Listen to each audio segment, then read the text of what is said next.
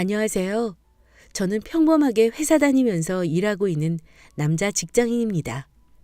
평소에 일하다가 사연 듣는 걸 좋아해서 내 이야기도 한번 해보고 싶다는 생각을 했었는데 짬이 나서 이렇게 써보게 되었네요. 저는 현재 결혼을 하지 않고 미혼으로 살고 있습니다. 회사에서 오래 근속해 자리도 탄탄하고 연봉도 부족하지 않게 받고 있어서 주변에서는 왜 결혼을 하지 않느냐고 묻기도 해요. 여자 자체를 만나지 않으니까 혼자서 다 가지고 살고 싶어서 그러냐고 그러는 사람들도 간혹 있습니다. 그러나 그건 제 사정을 모르는 사람들의 이야기이고 가장 가까운 친구들과 지인들은 제게 절대 그런 소리를 하지 않아요. 제가 왜 결혼을 하지 않는지 잘 알고 있고 혹시나 새 사랑을 찾게 되면 그때 가서 응원해줘도 늦지 않을 거라고 생각하거든요. 저는 한번 결혼을 한 적이 있던 남자입니다. 아니, 과거형으로 말할 게 아니라 저는 지금도 제가 결혼을 한 상태라고 생각해요.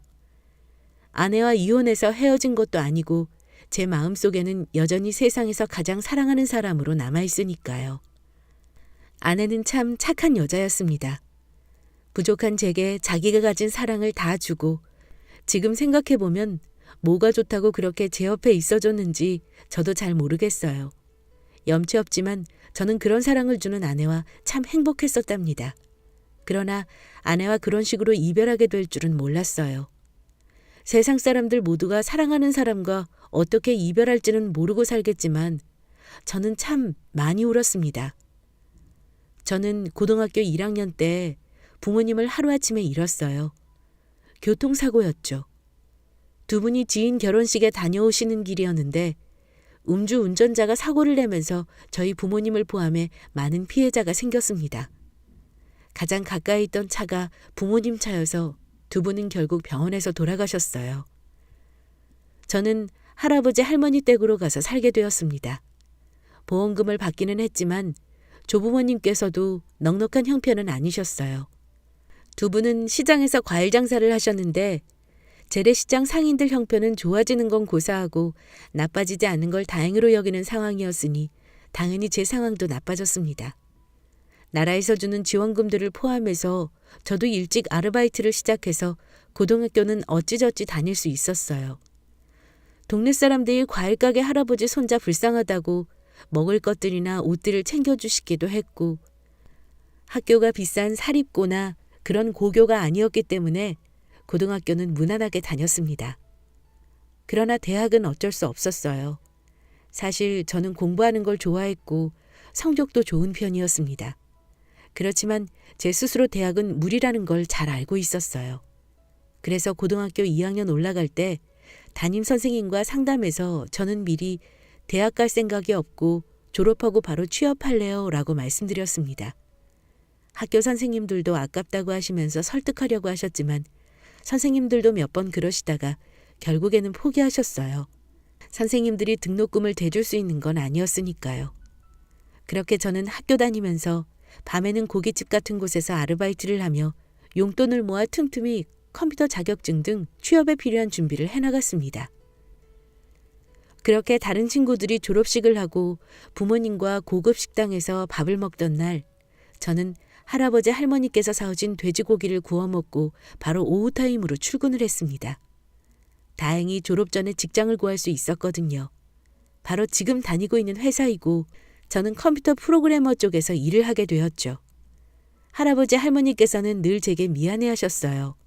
당신들이 능력이 없어서 공부 잘하는 손자 대학도 못 보내줬다고요. 그런데 어디 두 분 잘못이겠습니까? 두 분도 아들 며느리 하루아침에 보내고 손자 맡으신 게 죄는 아니잖아요. 오히려 저는 두 분 없었으면 길거리에 나앉았을 수도 있었습니다. 두 분은 언제나 제게 최선을 다하셨고 무한한 사랑을 주셨어요. 그래서 저는 열심히 일해서 두 분께 효도해야겠다고 생각하고 일에만 빠져 살았습니다. 그렇게 지내다 보니 어느덧 20대 후반이 되어버렸더군요. 제가 26살 때 할머니는 먼저 돌아가셨고 할머니 혼자 가게를 지키며 여전히 과일 장사를 하셨어요. 다행히 할아버지는 건강하셨습니다. 저는 회사에서 10년 가까이 일하니 어느덧 고참이 되고 후배들도 생기고 연봉도 올라 있어서 할아버지 모시고 충분히 살 정도로 형편이 좋아져 있었고요. 연락하고 지내는 고등학교 친구들은 하나둘 결혼을 하기 시작했습니다. 제가 청첩장을 받고 결혼식을 다녀오는 모습을 보시던 할아버지는 제게 너도 주변에 아가씨 없니? 너도 결혼해야지. 언제까지 할아버지 옆에 있을 거요? 하시면서 제게 결혼을 하라고 은근히 재촉하셨습니다. 그런데 저는 결혼 생각이 딱히 간절하지 않았어요. 저는 할아버지께 지금까지 해주신 거 갚고 살겠다는 생각밖에 안 했거든요. 그리고 누가 할아버지 모시고 살겠다는 남자한테 시집을 오겠어요? 그런데 제가 할아버지를 포기할 수는 없으니까 저는 그냥 결혼 생각은 하지 않고 그런 소리를 들으면 그냥 웃어넘겼습니다. 그러나 인생은 뜻대로 되는 게 없다고 하더니 제 앞에 한 여자가 나타났어요. 바로 사랑하는 제 아내였죠. 아내는 저희 회사 옆 카페에서 아르바이트를 하고 있었습니다.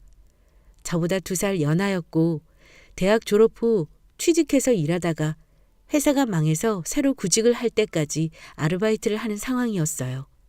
저는 그 카페에 자주 갔는데 어느 날부터 아내가 저한테 적극적으로 호감을 표현하더라고요. 서비스를 하면서 쿠키를 같이 주기 시작하더니 어느 순간부터는 쪽지를 같이 주었습니다. 처음에는 간단한 인사나 좋은 하루 보내라는 말이 적혀 있었지만 나중에 가서는 제 이상형이세요. 저 어떠세요? 라는 말도 있고 결국에는 자기 연락처를 적어주더라고요. 처음에는 호감이 없어서 그냥 거절하려고 연락을 했는데 하필 그날 일이 생겼어요. 아내와 만나서 카페에서 이야기를 하려고 하는 순간 제게 전화가 온 거예요. 할아버지가 과일 가게에서 무너지는 상자에 깔리셔서 지금 병원으로 가셨다고요. 저는 아내에게 상황을 설명했고 아내는 자기도 같이 가자면서 저를 따라 나섰습니다. 다행히 팔에 금만 간 상태였어요. 그런데 제가 급하게 오느라 지갑을 카페에 두고 왔더라고요. 어떡하나 하는데 아내가 망설임 없이 자기 카드를 꺼내 병원비를 지불했습니다. 할아버지는 그 모습을 보시고 동철이 너 만나는 아가씨 있었어? 진작 말하지 하며 좋아하시더라고요. 그러자 아내는 제가 너무 떨려서요. 할아버지는 좀 더 이뻐진 다음에 뵈려고 했어요. 하고 애교를 부리더라고요. 그날 이후로 제가 아내한테 병원비를 갚는다고 연락하니 밥을 사라고 했습니다. 그렇게 1번, 2번 만나니 저도 아내의 해맑은 모습에 사랑을 느꼈고 그렇게 저와 아내는 연애하게 되었어요. 아내는 시골에서 자랐지만 외동딸로 부족함 없이 자란 여자였습니다. 장인어른 장모님께서는 농사를 지으셨는데 땅도 많이 가지고 계시고 크게 지으셔서 넉넉한 경제력을 갖고 계셨거든요. 대학도 졸업했고요. 사귄 지 1년이 넘어서 아내는 은근히 결혼 이야기를 꺼냈습니다. 저도 아내와 결혼하고 싶다는 마음이 있었어요. 아내는 제가 말하기도 전에 나는 할아버지 모시고 같이 살 수 있어. 할아버지가 얼마나 나 좋아하시는데 하며 제 걱정을 덜어주었고 저는 미안함을 느꼈지만 그런 아내를 더욱 사랑해 주기로 하면서 결혼을 하기로 했어요. 장인 장모님도 좋으신 분이셔서 저와 할아버지를 초대해 그동안 고생 많으셨다고 애들 결혼시키고 이제 효도 받으시며 사시라고 하며 위로해 주셨어요.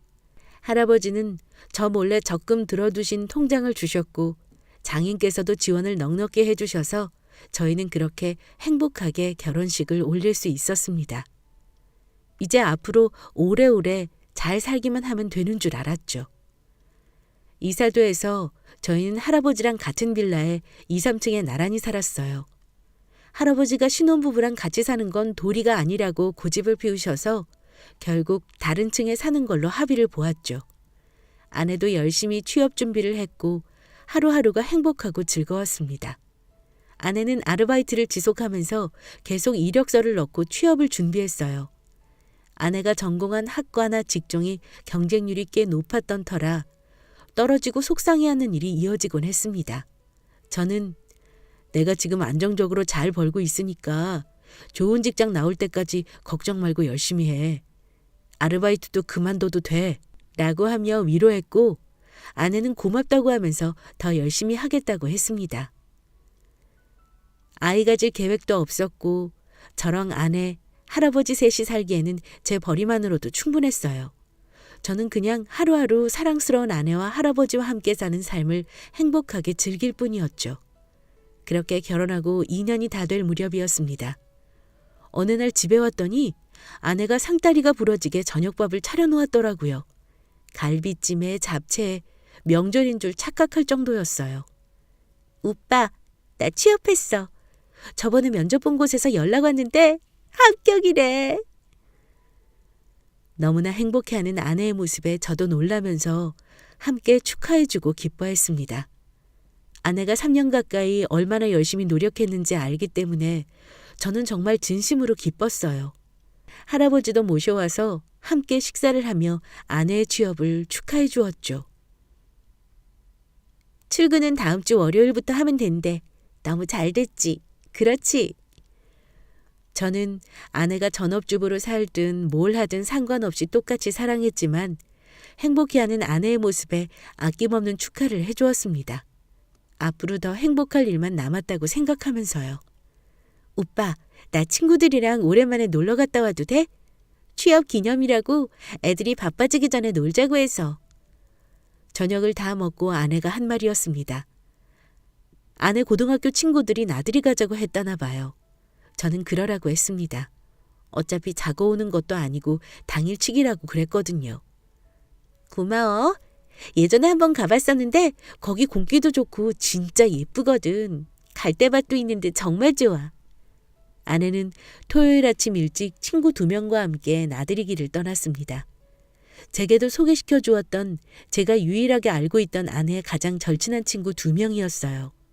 어릴 때부터 알고 지내서 서로 간식도 해줄 수 있는 친구라고 하며 웃었었죠. 저도 출근을 하지 않는 날이라 그날은 그냥 오랜만에 할아버지랑 단둘이 집에서 연속도 같이 보고 수다도 떨고 점심에는 고기도 구워 먹으면서 보냈습니다. 그날 저녁에 제 인생이 송두리째 바뀔 줄은 전혀 눈치채지 못하고요. 아내가 돌아오겠다고 1시간에서 몇 시간이 더 흐르자 저는 불안해졌습니다. 아내 친구들에게도 전화했지만 받지 않았죠. 그러다 밤 11시가 되어서야 전화가 왔습니다. 아내인 줄 알았는데 경찰이었어요. 박혜진 씨 남편 되십니까? 지금 좀 오셔야겠는데요. 마른 하늘의 날벼락이 그런 기분일 겁니다. 여러분은 하루아침에 아내가 저수지에 빠져 실종되었다는 이야기를 들으시면 기분이 어떨 것 같으세요? 아마 미치지 않고는 못 베길 것입니다. 제가 그랬으니까요.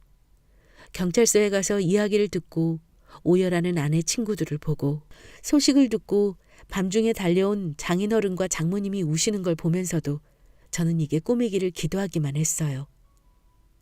아내는 나들이를 갔다가 잠시 혼자 걷고 싶다고 근처 저수지 쪽으로 산책을 갔다고 합니다.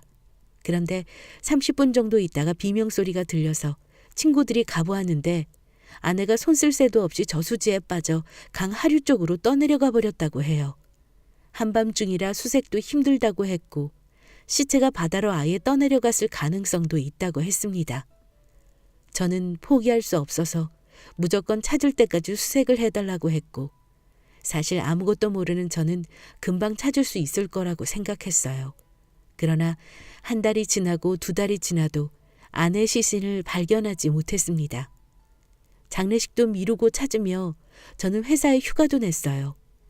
사장님과 본부장님을 비롯한 모두가 저를 안타깝게 여기며 제자리는 늘 있으니 다 괜찮아지면 오라고 했죠. 아무것도 못하고 기다리기만 하며 폐인처럼 살았습니다.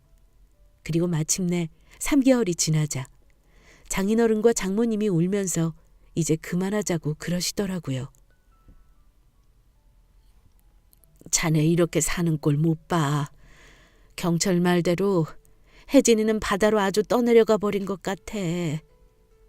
거기까지 어떻게 다 뒤지고 찾겠나. 이제 그만 혜진이 보내주자. 이렇게 사는 거 혜진이도 안 바랄 거야. 저는 절대 그렇게 못한다고 했지만 장인어른과 장모님은 무릎까지 꿇으셨습니다. 할아버지도 우시면서 저를 설득하셨고 경찰들도 더 이상 희망은 없다고 했죠. 그렇게 아내를 찾는 수색은 멈추었고 저와 가족들은 시신 없는 장례식을 치르고 아내의 고향 마을 뒷산에 있는 아내 가족묘지에 빈 납골 항아리를 묻고 위패를 세웠습니다. 사는 게 아니었어요. 저는 매일같이 아내의 무덤을 찾아갔습니다. 울고 술 마시고 울고 반복했죠. 처음에는 장인어른과 장모님이 오셔서 같이 우시고 이렇게 살지 말라고 하셨지만 저는 어쩔 수가 없었어요. 그렇게 2달 정도 지나고 나서 어느 날 아내 무덤으로 갔는데 갑자기 경찰들이 나타나 저를 막더라고요. 알고 보니 장인어른이 접근 금지 신청을 하신 거였어요. 장인어른은 우시면서 더 이상 찾아오지 말게. 아직 젊은 사람이 이렇게 망가지는 거 나는 못 봐. 자네는 내 아들이나 다름없는데 어느 부모가 자식 새끼 폐인되는 걸 보고 있겠나. 다 괜찮아져서 혜진이 사진 보고 웃을 수 있을 날이 오면 모를까 절대로 다시 돌아오지 말게. 자네 할아버지께 부탁드려서 혜진이 짐이랑 옷까지도 다 빼왔어. 우리도 찾아오지 말게. 라고 하셨습니다. 아내의 흔적을 모두 잃게 된 저는 더욱 절망했지만 더는 아내 무덤에 갈 수도 없었어요. 장인어른 마음은 이해했지만 그때는 그저 원망스럽기만 했습니다. 그래서 저는 아내를 데려간 그 저수지를 매일같이 찾아갔어요. 풀밭에 앉아서 그저 울고 술도 마시고 아내가 즐겨 부르던 노래도 부르면서 그저 미친 사람처럼 굴었죠. 그 동네 경찰이 온 적도 있었고 밤에 노래를 부른 저를 주민이 신고한 적도 있는데 제가 그 저수지에 빠져 죽은 여자의 남편이라는 걸 알게 되자 다들 딱하다는 듯이 보기만 하고 더 건드리지는 않더라고요. 시간이 흘러갈수록 전처럼 폐인처럼 지내지는 않았습니다. 할아버지도 계셨고 저를 보고 괴로워하시는 걸 보는 것도 힘들었거든요. 아내가 떠나고 반년이 조금 안 되어 회사에도 다시 출근하기 시작했습니다. 하지만 퇴근 후에는 어김없이 그 저수지에 가서 2시간 가까이 앉아있다가 집으로 오곤 했어요. 매일매일이요. 그리고 어느덧 아내 첫 번째 기일이 되었습니다. 취업했다고 행복하게 웃으며 나들이를 갔던 아내가 돌아올 수 없는 길을 떠난 날이 하루 앞으로 다가왔죠.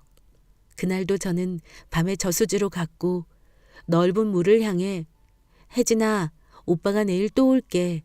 산소에서는 아버지랑 둘이서 놀고 오빠랑은 여기서 놀자. 오빠가 너 좋아하는 김치찌개 끓여서 들고 올게. 라고 소리치고 집으로 돌아왔어요. 저는 다음날 회사에 월차를 내고 아침부터 아내가 좋아하던 저의 김치찌개와 밥, 반찬, 할아버지가 파시는 과일들을 예쁘게 챙겨서 저수지로 향했습니다. 가서 돗자리를 펴고 가지런히 음식들을 놓고 상을 차렸어요. 맛있게 먹어. 오빠는 후식으로 너 좋아하는 아이스크림 사올게. 그렇게 말하고 잠시 일어나 근처 슈퍼마켓으로 갔습니다. 아내가 좋아하던 아이스크림들을 사서 들고 저수지로 돌아오는데 제가 상을 차린 곳에서 뭔가 부스럭거리는 소리가 들려왔어요. 가까이 갈수록 뭔가 꿈틀거리는 것도 보였죠. 순간 저는 길고양이가 밥을 먹으러 온 줄 알고 허겁지겁 달려가 풀밭 위를 확 덮쳤습니다. 그러나 제가 잡아챈 것은 고양이가 아니었어요. 장모님! 장모님은 여기서 뭐 하시는 거예요?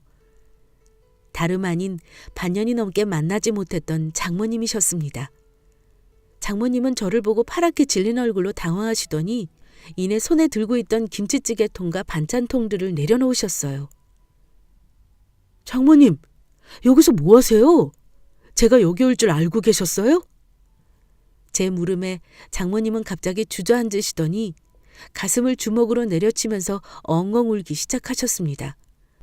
저는 당황해서 장모님, 왜 그러세요? 괜찮으세요? 라고 여쭙기만 했어요. 우리 혜진이가 자네 김치찌개 먹고 싶다고 며칠 전부터 계속 그래서 어제 와봤는데 오늘 들고 온다고 하기에 나는 자네가 간 줄 알고 가져가려고 했는데. 저는 번개에 맞은 것 같았습니다. 아내는 분명 죽었는데 장례까지 치렀는데 지금 이게 무슨 말도 안 되는 소리인가 싶었어요. 순간적으로 장모님이 실성한 게 아닌가 생각이 들었죠. 장모님은 제 앞에 무릎까지 꿇고 제발 용서해달라고 비셨습니다. 저는 그런 장모님을 붙잡고 이게 대체 무슨 일인지 말씀을 좀 해보시라 소리쳤고요. 장모님은 우시면서 제가 몰랐던 충격적인 사실을 알려주셨어요. 그토록 원하던 취업 성공 소식을 듣던 날, 아내는 암 말기 판정도 같이 받았다고 합니다. 회사 지원할 때 건강검진을 다시 해서 내라는 게 있어 검진을 받았는데 그때 몸에 이상이 있다고 해서 조직검사를 받았다고 해요. 결과는 그냥도 아니고 췌장암 말기였죠. 아내가 단순히 취업 스트레스로 생각하고 넘겼던 구토 증상이나 어지럼증, 복통 등은 다 경고였던 거예요. 남은 시간은 길어야 6개월이라는 진단이 내려졌습니다. 그래서 아내는 당장 부모님께 달려가서 부탁했대요. 자기를 사고사로 죽은 걸로 해달라고요. 제가 자기 병수발 들면서 힘들게 사는 꼴은 못 보고 자기도 고통스럽게 죽어가는 모습 보여주는 건 죽어도 싫다고 했대요. 장인어른과 장모님은 무슨 미친 소리를 하냐고 반대하셨지만 아내가 그럼 그냥 지금 당장 죽겠다고까지 하며 울며 불며 난리를 쳐서 어쩔 수가 없었대요. 그렇게 저와 제 할아버지를 철저히 속이고 아내와 장인, 장모님, 아내의 절친 2명은 계획을 실행했습니다. 수색을 맡았던 경찰들은 모르는 일이었대요. 그분들은 그냥 진짜 신고를 믿고 찾을 수 없는 시신을 찾은 것이죠. 자네가 여기 매일 오는 거 알고 있었어. 자네 할아버님께서 우리한테 연락해서 알려주셨거든. 그래서 어제 내가 한번 와봤는데 자네가 내일 김치찌개를 가지고 온다고 하더라. 혜진이가 요 며칠 새 계속 자네 김치찌개 얘기를 해서 자네가 가면 가져가려고 했는데 저는 망설임 없이 장모님을 모시고 아내가 있다는 병원으로 향했습니다. 아내 이름이 박힌 병실 앞에서 다리가 풀려 넘어질 뻔했고 안으로 들어가 아내를 본 순간 엉엉 울면서 그 자리에 주저앉아 울고 말았어요. 희고 통통하던 볼살이 다 빠져서 누런 가죽만 남아있고 머리카락은 다 빠져서 모자를 쓰고 있더라고요. 말기암이 얼마나 무서운 건지 그때 알았습니다. 가죽밖에 안 남은 손에는 링거 바늘이 무시무시하게 꽂혀 있었고요. 아내와 장인어른은 저를 보고 기절할 듯이 놀라더군요. 장모님이 우시면서 어떻게 된 건지 상황을 설명해 주시자 아내는 저를 보고 미안하다며 하염없이 눈물을 흘렸고 장인어른도 내가 못할 짓 했네 하시며 제 앞에 고개를 숙이며 우셨어요. 이 바보야. 결혼을 왜 했는데 이럴 때 같이 있어주고 같이 이겨나가자고 한 게 결혼이잖아. 너는 내가 그렇게 못 믿어왔니? 그렇게 못나 보였어? 내가 가방끈 짧다고 마음까지 꽉 막힌 놈인 줄 알았냐고. 울면서 소리치는 제게 아내는 그저 미안하다고만 했고 저는 한참을 그렇게 화내고 울다가 이내 아내를 안아주고 같이 엉엉 울었어요. 너무도 달라진 모습이었지만 그래도 아내가 죽지 않고 세상에 존재하고 있다는 사실만으로도 충분했습니다. 할아버지도 소식을 듣고 거의 기절하기 직전까지 가셨어요. 그리고 그날부터 죽이며 보약이며 과일이며 며느리 먹인다고 바리바리 싸들고 병원으로 출근 도장을 찍으셨죠. 아내의 절친 2명도 제게 형부 정말 미안해요 라며 용서를 구하며 울었습니다. 아내가 너무 간절히 부탁해서 어쩔 수 없었다고요. 너무 믿기 힘든 이야기여서 회사에는 사장님과 본부장님께만 알리고 장기 휴가를 요청했습니다. 2분도 너무 놀라시면서 얼마나 힘들었냐고 저를 위로해 주시더라고요. 저는 그렇게 아내의 곁을 지키기 시작했어요. 6개월이 최대치라던 아내는 용케 1년을 넘게 버티고 있었습니다. 그러나 상태는 좋지 못했어요. 제가 처음 찾아갔던 그날도 쓰러졌다가 정신을 차린 참이었으니 말 다 했죠 뭐. 그러나 저는 아내를 지켰습니다. 희망을 놓지 않고 싶었고 기적을 믿고 싶었거든요. 그러나 참 야속하게도 아내는 결국 떠났어요. 저를 다시 만나고 3개월이 지나고 나서 떠났습니다. 아내는 죽기 전에 죽기 전에 오빠 다시 만날 수 있어서 너무너무 행복했어. 라고 말했습니다. 아내의 진짜 장례식은 첫 번째보다는 마음이 괜찮았어요. 이미 고통스럽게 한번 보내서 그런 것 같았습니다. 아내는 그렇게 떠났고 제가 직접 비어있던 아내의 유골함에 뼈가루를 넣어 다시 묻어주었습니다. 제 이야기는 이렇게 되었네요. 아내가 떠나고 얼마 동안은 역시 또 힘들었습니다. 그러나 장인어른과 장모님께서 곁에 계셔주셨고 아내의 물건들도 보내주셨어요. 또 아내가 투병하며 제게 썼다는 편지들도 주셨죠. 그 속에는 저더러 잘 살라는 말이 가득했습니다. 그래서 용기를 얻을 수 있었어요. 지금 장인어른, 장모님, 할아버지 이렇게 세 분 모시고 자주 찾아뵈면서 잘 살고 있고 할아버지도 장인어른과 장모님 자주 만나시면서 교류하십니다. 여전히 재혼 생각이나 다른 사람 만날 생각은 없지만 그래도 아내를 생각하는 것이 심하게 아프고 힘들지는 않아요. 제 인생 최고의 사랑을 준 사람으로 기억하고 있으니까요. 제 이야기를 들으시는 분들 혹은 사랑하는 사람이 아픈 분들을 두신 분들은 꼭 잘해주시고 응원해주세요. 그리고 떠나보냈다고 해도 절망하지 마세요. 떠난 그분은 여러분이 행복하기를 바랄 테니까요. 그럼 들어주셔서 감사하고 건강한 삶을 누리시길 바랍니다.